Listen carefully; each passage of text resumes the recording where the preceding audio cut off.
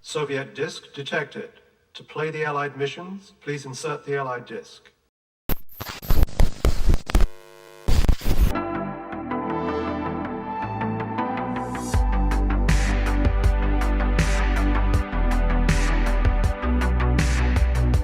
Hello everyone, I'm a Broken Robot. When it comes to the Star Wars franchise, there's certainly no shortage of interesting characters to choose as your favorite. Most normies will pick characters like Darth Vader or Luke Skywalker, while others may prefer characters like Captain Rex, or maybe even expanded universe characters like Cal Kestis or Starkiller. Today, however, I'd like to discuss one of my favorite characters in the entire Star Wars franchise, who has graced the pages of comic books, appeared in the mainline films, and even gets referenced in video games and popular animated series. That character is none other than Jango Fett, father of the far more popular Boba Fett and the genetic template used to build the Grand Army of the Republic. Jango Fett is such a captivating character not just for his iconic Beskar armor and professional demeanor, but for his thrilling backstory and his philosophy that makes him a one-of-a-kind Mandalorian. Jango's ability to take the best parts of Mandalorian culture and crank them up to 10, while ignoring aspects that would normally hold back a Mandalorian warrior, gives him an edge no Mandalorian character has displayed in the Star Wars franchise before. That's why today I'd like to discuss the backstory, philosophy, and just why Jango Fett is such an awesome character. Before we hop into the video, I just wanted to let you guys know that I'll be using the Star Wars Wiki, the Bounty Hunter video game from 2002, and the expanded comic book universe for this character analysis video. So if I leave anything out or any important events or lore, feel free to let me know in the comments down below. This is Jango, what do you want? As a young boy, Jango Fett grew up within the Mandalorian system on the planet of Concord Dawn with his family on their farm. Jango Fett's father served as a journeyman, which was a position similar to a sheriff or state trooper. In low population systems of the old Mandalorian Empire, civil lawmen were conscripted to protect the agricultural outer systems, including Concord Dawn. Jango Fett, along with his sister and parents, lived as humble farmers, making a living selling off their produce to the cities on Concord Dawn and exporting produce to the Mandalorian homeworld. While Jango was bored by the simple farm life, his father often took him on hunting trips and tried to instill a sense of honor and duty within the young Jango. Jango looked up to his father and respected his position as a journeyman, taking precious time away from the family farm to protect other farmers from local wildlife and the occasional band of pirates. Jango's life would take an abrupt turn, however, after the onslaught of the Mandalorian Civil War. The war took place between two factions within the Mandalorian Empire. The true Mandalorians, led by Jaster Mereel, that wanted Mandalorian culture to shift away from its violent past, and Death Watch, led by Tor Vizsla, who thought that Mandalorian culture would thrive based off conflict with other systems. While many are quick to discount the true Mandalorians as weak pacifists, keep in mind that they were considered peaceful only in comparison to other factions of Mandalorians and Mandalorians of the past. For centuries, the Mandalorians had been fighting amongst each other and wasting their people's talents and skills as warriors and innovative engineers on wars between the noble houses. Jaster Mereel wanted to reform Mandalorian culture around being unified against outside threats and to promote trade with other systems and even the Republic that most previous Mandalores resisted to work with, while Death Watch thought that the weaker elements of Mandalorian culture needed to be purged in order for their culture to thrive. What started out as a mere political conflict soon boiled over into open fighting, which saw the Mandalorian homeworld permanently damaged by heavy weapons. The Civil War endured millions of deaths from combat and civilians being caught in the crossfire. Mandalorian satellite states like Concord Dawn, which stayed mostly neutral in the conflict, assumed that they would escape the violence, but soon both Death Watch and the true Mandalorians looked to the satellite systems for military and political support. Jango Fett would learn this the hard way when Death Watch arrived at his family farm in search of the local journeyman for information. The leader of Death Watch himself, Tor Vizsla, had cornered a pocket of true Mandalorian forces, including their leader, and was eager to capture and eliminate him. Jango could only watch as Death Watch beat his father brutally, questioning him for information that he didn't have. Finally, his mother intervened, using a blaster to shoot one of the Death Watch warriors. Jango could only run as his entire family was gunned down. Normally, this is where the story would end, and Jango would just be another civilian casualty of the Mandalorian Civil War. But as fate would have it, he accidentally would run into the true Mandalorians, who benefited from his knowledge of the local area, helping them locate an escape route out of the system. Jaster Mereel, who was impressed by Jango's resilience, took him under his wing personally as a foundling and trained him to be a warrior within his ranks. While the loss of his entire family would normally scar someone for life, Jango used their loss as motivation to be stronger and defend his new brothers in arms to his last breath. Having experience with the blaster from his father's teachings and being physically strong from his daily labor on his family's farm, Jango quickly excelled in his training and soon joined Jaster and his men in battles and on missions. This'll be the easiest credits I've earned in months. He became skilled in the use of a jetpack, as well as classic Mandalorian weapons like flamethrowers, wrist rockets, and even Beskar blades, which he kept in his arm cuffs.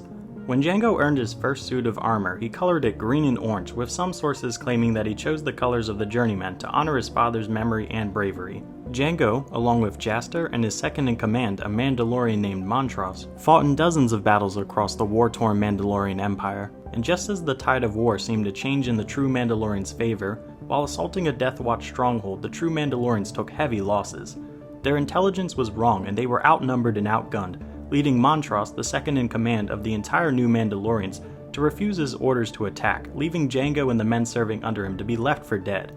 In battle, Jaster Muriel would fall due to a cheap shot by Tor Vizsla in battle, dying in the arms of Jango himself while Vizsla fled with what remained of his forces. The loss of Jaster Muriel was a heavy blow to Jango and the new Mandalorians. He learned the hard lesson that a true Mandalorian must rely entirely on themselves to protect those that they care for. The survivors of the battle reformed, and with the loss of Jaster Muriel, it was imperative that a new Mandalore was established.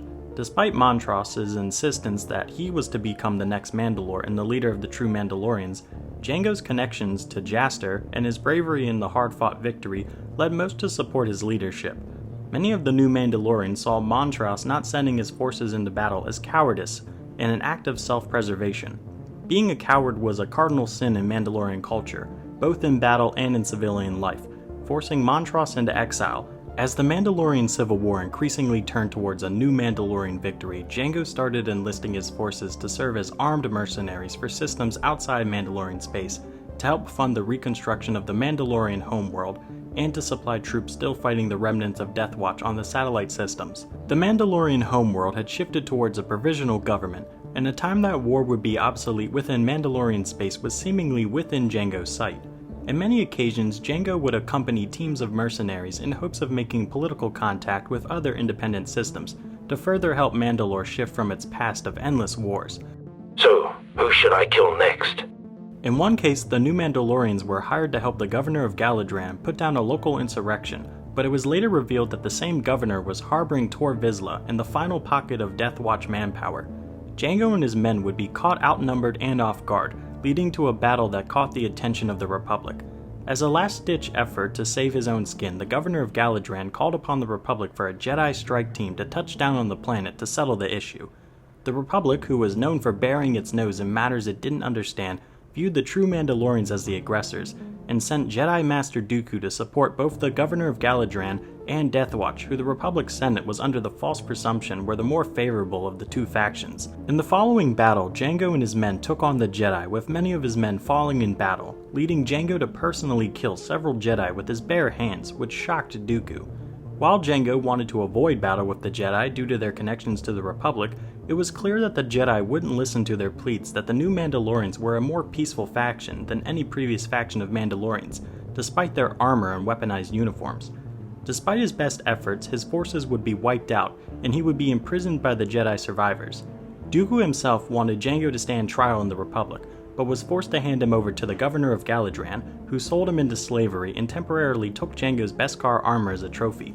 The loss of Jango's men and his armor left him with a lifelong distrust of the Jedi, and fueled him to take on a deeper mentality of strictly self-reliance. Jango's time in slavery was tough, with him often being malnourished and enraged by his new place in the galaxy. After serving as a slave aboard a spice freighter for a few years, he escaped when the ship was attacked by pirates, using his skills in hand-to-hand combat to overpower the attacking pirates and in the chaos escape in an escape pod.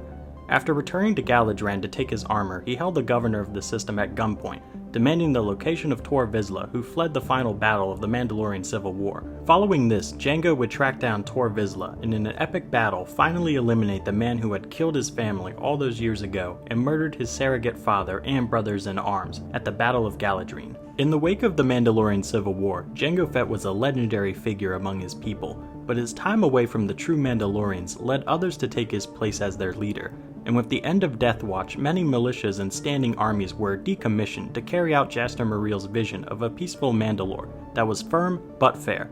While Jango had fought for peace and unity to finally come to Mandalorian space, he simply couldn't adjust to the soft and easy life as a civilian. In this new Mandalore, Jango found himself a stranger, and like many veterans of the conflict, couldn't adapt to civilian life, leading him, along with many other Mandalorians who didn't adopt to the peaceful ways, to take on careers across the galaxy as hired protection, mercenaries, and in the case of Jango, bounty hunting. This is a waste of my talent.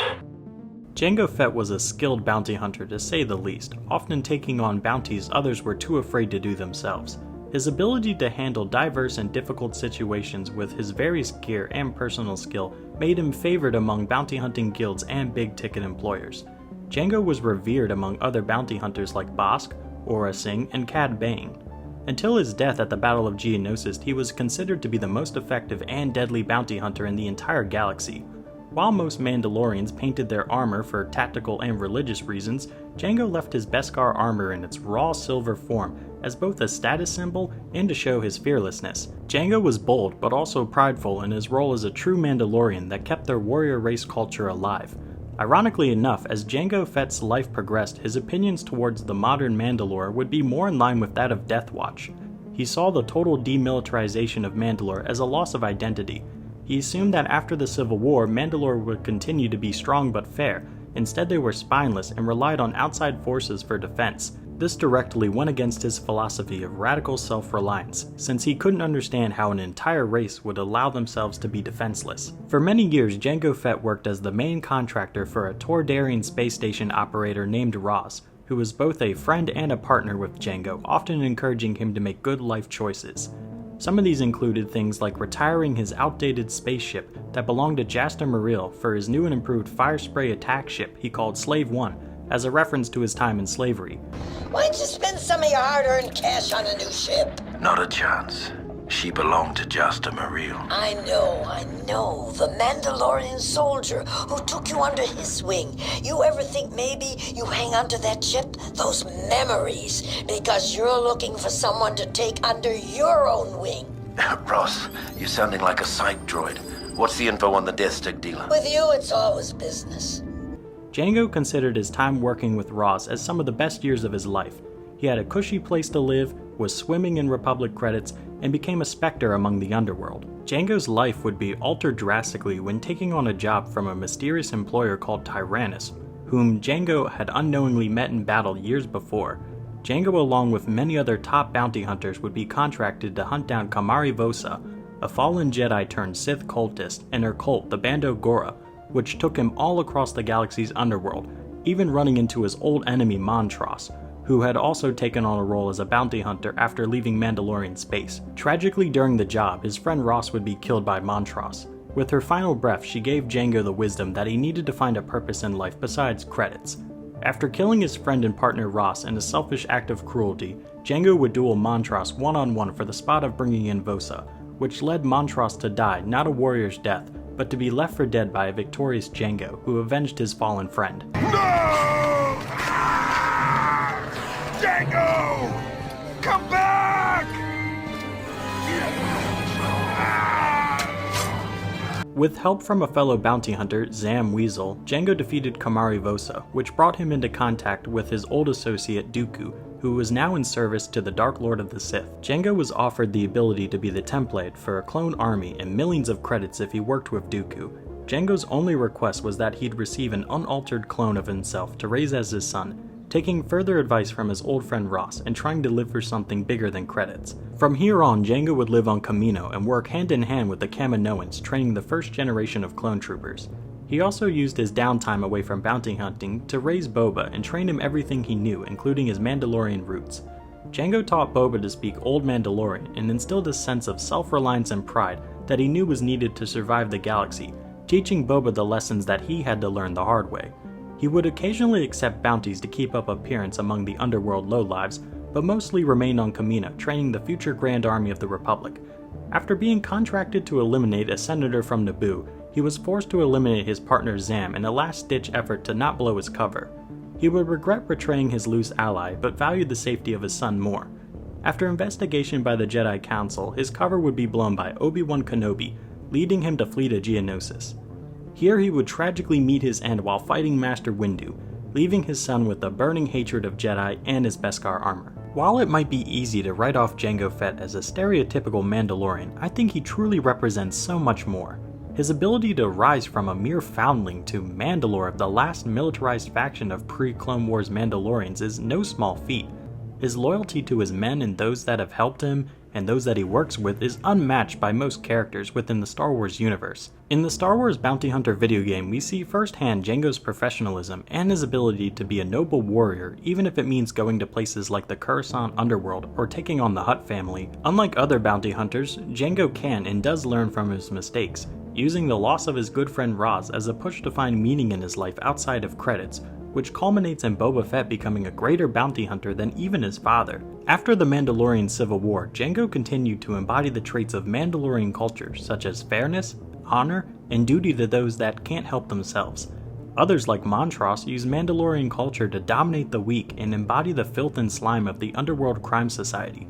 It also shouldn't be ignored just how skilled Jango as a fighter was, being able to one-shot ferocious beasts and even taking on Jedi himself. Jango Fett was able to take on the best parts of old Mandalorian culture, such as their mastery of multiple weapons, their knowledge of the wider galaxy, and radical self-preservation to rise to the top of the bounty hunting world in just a short few years, gaining attention from powerful figures like the Hutt family, the Jedi Council, and even the Dark Lord of the Sith himself. Without Jango Fett, the clone army wouldn't exist, and most importantly, wouldn't be an effective fighting force, with their armor, tactics, and training style loosely mirroring old Mandalorian tactics. On a more darker note, Jango's ability to fight and kill Jedi with his bare hands and his perceptive nature made the clones a perfect army for wiping out the Jedi during Order 66, which might not have gone well for the Emperor if another template like Montross or Tor Vizsla was used.